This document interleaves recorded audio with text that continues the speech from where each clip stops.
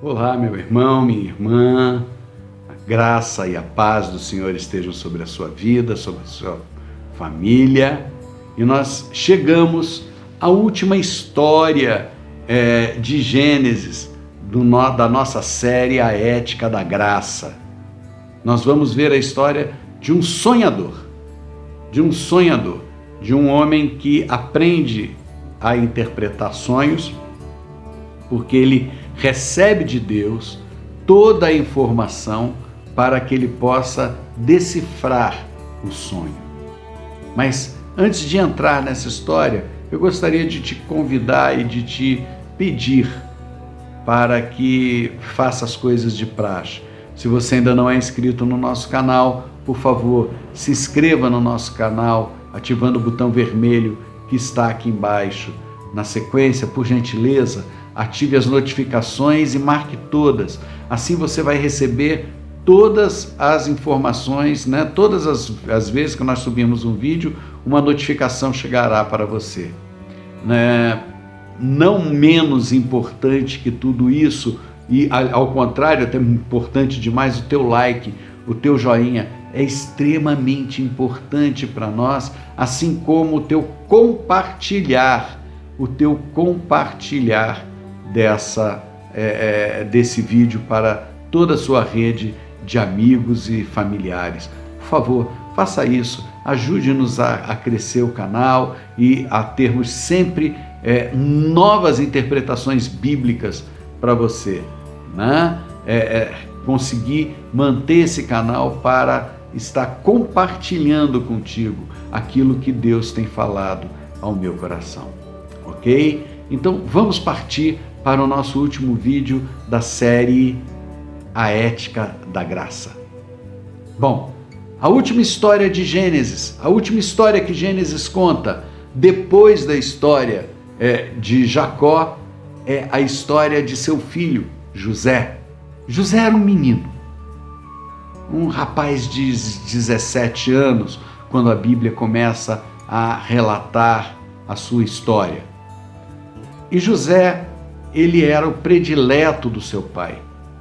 O seu pai, Jacó, Israel, fez-lhe uma túnica talar de mangas longas, o que fazia com que ele se destacasse dos outros irmãos. E esses irmãos, sabendo que o pai preferia ele, já o odiavam. E aí, para piorar a situação, José teve 2 sonhos. E ele vem relatar esses sonhos, né? Nós estamos no capítulo 37 do livro de Gênesis, e esses sonhos vão começar a partir do verso número 5. Teve José um sonho e o relatou a seus irmãos, por isso o odiaram ainda mais. Pois lhes disse: rogo-vos, ouvi esse sonho que tive. Atávamos feixes no campo, e eis que o meu feixe se levantou e ficou em pé, e os vossos feixes o rodeavam e se inclinavam perante meu. Então lhe disseram os irmãos: reinarás com efeito sobre nós, e sobre nós dominará realmente? E com isso, tanto mais o odiavam por causa dos seus sonhos e das suas palavras. Teve ainda outro sonho, e o referiu a seus irmãos, dizendo: sonhei também que o sol e a lua e 11 estrelas se inclinavam perante mim. Contando-o a seu pai e a seus irmãos, repreendeu-lhe o pai, que lhe disse: que sonho é esse que tiveste? Acaso viremos eu, a tua mãe e os teus irmãos a inclinarmos perante a ti na terra? Seus irmãos lhe tinham ciúme. O pai, no entanto, considerava o caso consigo mesmo. Pois é, José, a palavra diz inclusive que José vinha contar aos pais aqueles maus feitos dos seus irmãos. José, ele não era bem visto pelos irmãos. Em um certo momento, os irmãos vão apacentar o rebanho em Siquém, e José fica com o pai. E em um determinado momento, José é mandado pelo pai para ver o que os irmãos estavam fazendo em Siquém e voltar com notícias. Siquém fica a cerca de 100 quilômetros do ponto onde eles estavam. E José vai. Quando José chega em Siquém, descobre que os irmãos seguiram para Gósen, 30 quilômetros a norte de Siquém, e vai atrás dos irmãos. Quando os irmãos o veem chegando, eles tramam contra José. E Rúben se coloca defendendo que não matassem José. Os planos eram matar José, colocar numa cisterna e irem dar notícia para o pai de que algum animal havia ferido José. Rúben intercede e fala que não era para matarem José, eles não deveriam ter esse sangue nas mãos. Os irmãos concordam e vem uma caravana de ismaelitas. Olha, ismaelitas, quem eram os ismaelitas? Ismaelitas eram descendentes de Ismael, o filho de Abraão com Agar, serva de Sara, aquela que ele manda embora e que se torna um povo contrário ao povo de Israel, né? Contrário ao povo de Abraão, Isaque e Jacó. Os irmãos pegam José e vendem a esses mercadores ismaelitas, que levam José para as terras do Egito. E no Egito, José é apresentado como escravo e vendido a Potifar. Potifar era o chefe da guarda de Faraó. Potifar compra José, leva para sua casa e percebe que Deus abençoava José. E José prosperava, mesmo sendo um escravo na casa de Potifar. E Potifar o coloca sobre a sua casa para administrar. A esposa de Potifar, vendo a beleza de José, ela quer seduzi-lo e levá-lo para a cama.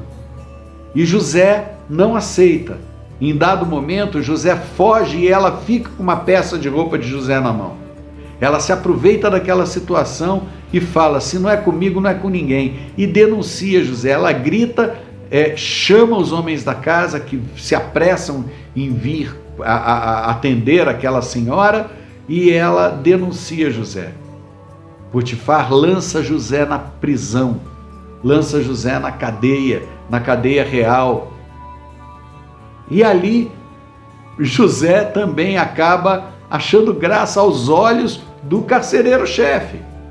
E José passa a ser auxiliar desse carcereiro-chefe.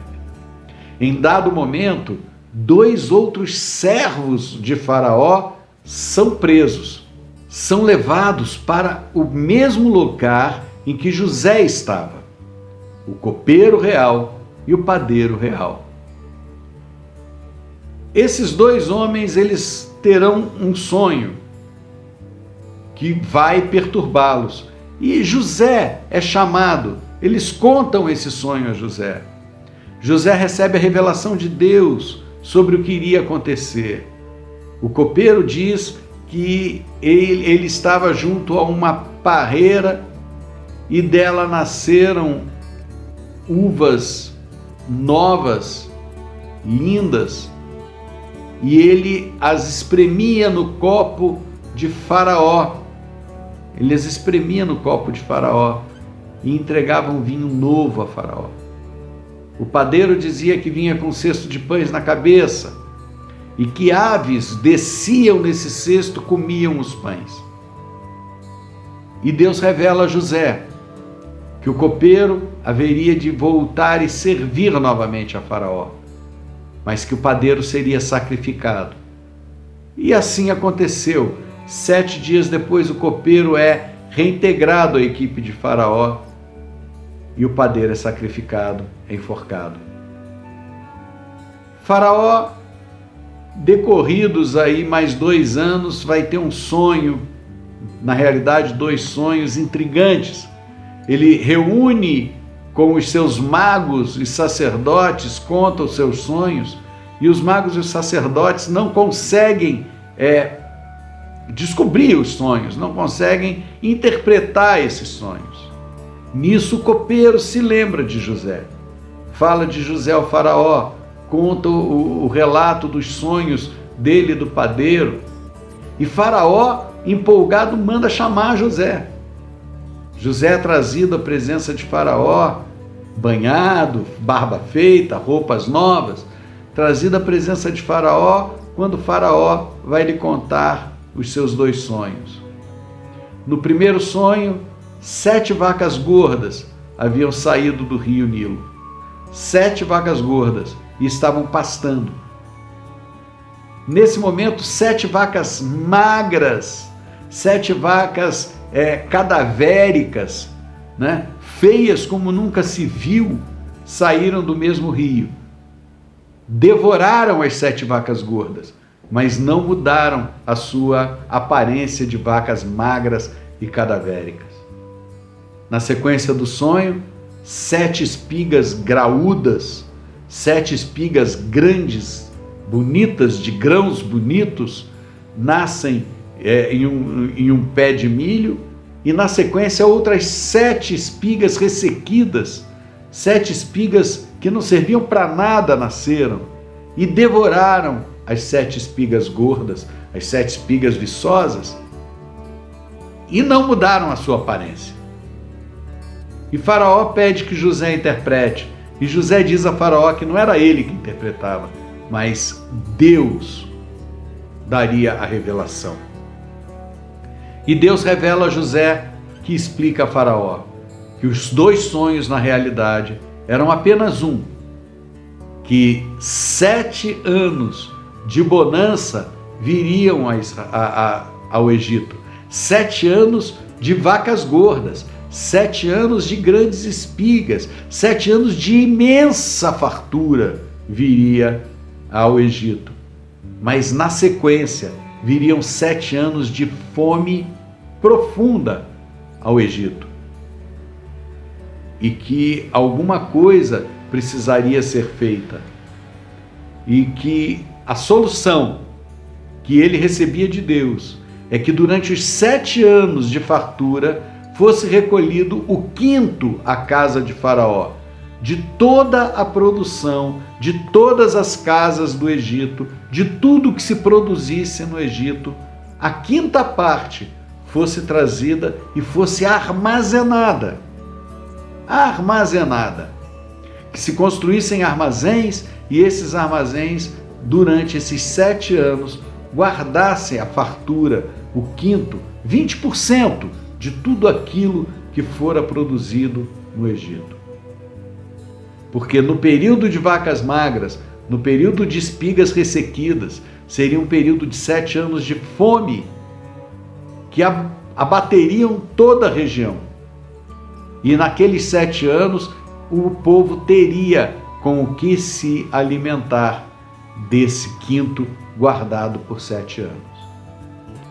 E o faraó viu uma sabedoria tão grande sobre tudo isso, que ele coloca José sobre toda a economia do Egito. José é elevado à condição de 2º na escala hierárquica, política, administrativa no Egito. Ele passa a se dirigir diretamente a Faraó e todos os outros dependem da sua ordem. Para se fazer qualquer coisa no Egito, dependiam da ordem de José. Mas José tinha uma saudade da sua família, saudade dos seus irmãos. E Deus tinha uma estratégia, porque José, colocado naquela posição, ele pôde abençoar, inclusive, aos viajantes que vinham atrás de alimento, e ele poderia vender esse alimento a esses viajantes. Quando a fome abate na região de Israel, né, que morava Israel e seus filhos, Israel manda seus filhos em busca de alimento, porque ele ouve que no Egito havia fartura. Os filhos de Israel, irmãos de José, vão ao Egito, e quando dão de frente com Israel, eles não o reconhecem. Quando eles dão de frente com José, eles não o reconhecem. Mas José os reconhece. E José arruma um estratagema para que eles pudessem levar o seu pai para lá. A história de José é uma história extremamente longa. Não quero me deter em detalhes, porque senão nós teríamos um outro vídeo tão longo quanto o vídeo de Jacó. Mas eu aconselho que você vá lá ler, porque ela é extremamente importante. O fim da história: Jacó, Israel, vem ao Egito junto com os seus filhos. E eles descobrem, então, José se faz reconhecer e eles se curvam a José. E José apresenta-os a Faraó e Faraó manda colocá-los nos lugares de melhor terra no Egito. Os seus irmãos vão cuidar do rebanho de Faraó. E Israel vai viver o fim da sua vida num lugar de extrema fartura. Qual a ética da graça que nós encontramos aqui? Qual a parte importante? O que Deus tem a nos falar? Quando nós sonhamos os sonhos de Deus. Sonhar os sonhos que Deus tem para as nossas vidas. Aquilo que Ele coloca no nosso coração. É de extrema importância descobrirmos a nossa vocação em Deus, descobrir o que Deus quer para as nossas vidas. Essa é a ética derradeira. Depois que nós aprendemos a ter ordem e decência em tudo, depois que nós aprendemos a servir e obedecer a Deus, agradar a Deus, ter resiliência, manter a unidade, depois que nós aprendemos a ter fé, ser mansos, no momento em que nós entendemos qual é a nossa identidade no Senhor, nós estamos prontos para sonhar os seus sonhos. Sonhar os sonhos de Deus. Você sabe qual é o primeiro sonho que Deus tem para você? Sabe qual é o primeiro sonho que Deus tem para nós, para mim, para você? É que um dia nós estejamos no céu com Ele, que nós sejamos a noiva perfeita, a noiva imaculada. Sonhe os sonhos de Deus. Se guarda para Ele como José se guardou. José poderia ter traído Potifar com a sua esposa e não fez isso. Deu prova de Deus, deu prova de que ele realmente era um servo obediente, respeitoso,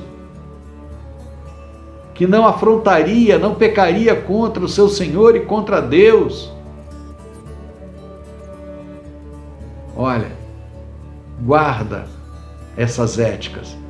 Essas éticas da graça são um manual para a nossa vida. E olha, aguarda, está chegando aí um e-book contando as 9 éticas, relatando com mais detalhes as 9 éticas que nós falamos nesses 9 vídeos. Eu quero lhe agradecer muito por ter ficado conosco nessa série A Ética da Graça e lhe convidar para ficar conosco nesse canal, assinar o canal se você ainda não é um inscrito, se inscreva nele e olha, comenta os vídeos, vá assisti-los novamente, comente esses vídeos, vamos travar uma discussão sobre os assuntos das éticas. Vai ser um prazer muito grande poder conversar com você através dos comentários, ok? E aguarda, porque uma nova série está vindo aí e nós vamos seguir com a Bíblia. A nova série tratará do livro de Êxodo. Aguarda, que ela já está no forno. E que Deus abençoe a sua vida e a vida da sua família, no santo nome do Senhor Jesus Cristo.